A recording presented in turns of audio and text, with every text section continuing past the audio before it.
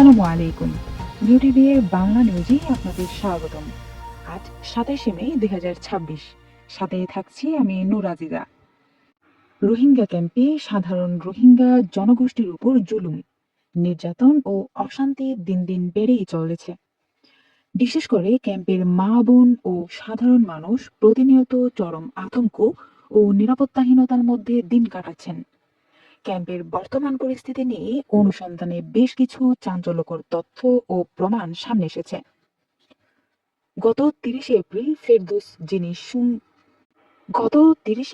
ফেরদৌস, যিনি সাঙ্গুলো নামেও পরিচিত, নামে এক রোহিঙ্গা যুবক নাফ নদীতে মাছ ধরতে গেলে সন্ত্রাসী নবী হোসেন গ্রুপের সদস্যরা তাকে ধরে নিয়ে যায়। অভিযোগ উঠেছে, নবী হোসেন এবং তার ভাই ভুলু সহ তাদের দলের সদস্যরা তাকে নির্মমভাবে নির্যাতন করে হত্যা করেছে। নিহত যুবকের অসহায় মা ভিডিও জবানবন্দির মাধ্যমে এই নির্মম হত্যাকাণ্ডের বিচার দাবি করেছেন। জানা গিয়েছে, স্বামীহীন এই মায়ের একমাত্র অবলম্বন ছিল এই বড় ছেলেটি। এর আগেও নবী হোসেনের দল এই যুবকের উপর হামলা চালিয়ে তার নাক মুখ ক্ষত বিক্ষত করে দিয়েছিল। ফেরদৌসের সাথে আরো 3টি ছেলেকে অপহরণ করেছিল উক্ত সন্ত্রাসী গ্রুপটি। তাদের উপর অমানসিক নির্যাতন চালিয়ে প্রায় আধা লাশ বানিয়ে ফেলা হয়। এরপর প্রায় 6-7 দিন শিকল দিয়ে বেঁধে আটকে রাখা হয়। এক পর্যায়ে তারা নিজেদের জীবন বাঁচাতে অত্যন্ত সাহসিকতার সাথে শিকল ছিঁড়ে পালিয়ে আসতে সক্ষম হয় এবং তাদের মা বাবা ও স্ত্রী সন্তানের কোলে ফিরে আসে।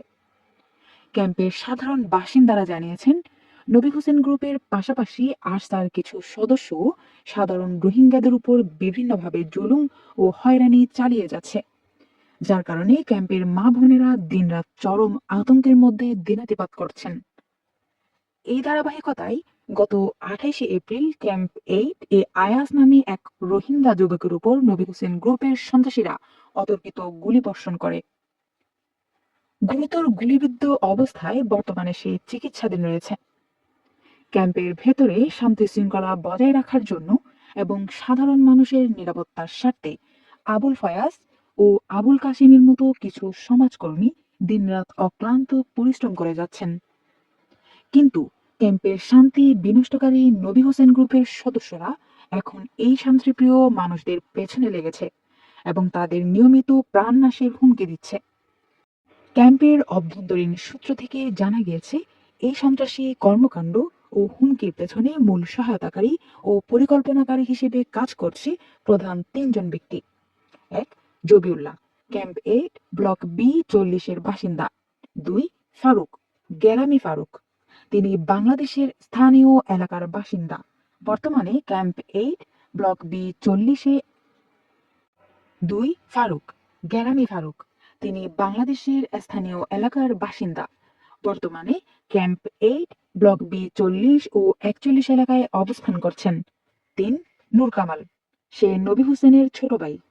ক্যাম্প 8 থেকে প্রাপ্ত তথ্য অনুযায়ী ক্যাম্পে যত ধরনের হত্যাকাণ্ড, ছিনতাই ও অপরাধমূলক কর্মকাণ্ড ঘটছে তার সবকিছুর মূল পরিকল্পনাকারী ও বাস্তবায়নকারী এই নূর কামাল। ক্যাম্পে শান্তি ফিরিয়ে আনতে এবং সাধারণ রোহিঙ্গাদের নিরাপত্তা নিশ্চিত করতে প্রশাসনের কঠোর হস্তক্ষেপ কামনা করছেন ভুক্তভোগী সাধারণ মানুষ। আজকের মতো মিউটিভি এর সংবাদ এখানেই শেষ করছি। ধন্যবাদ।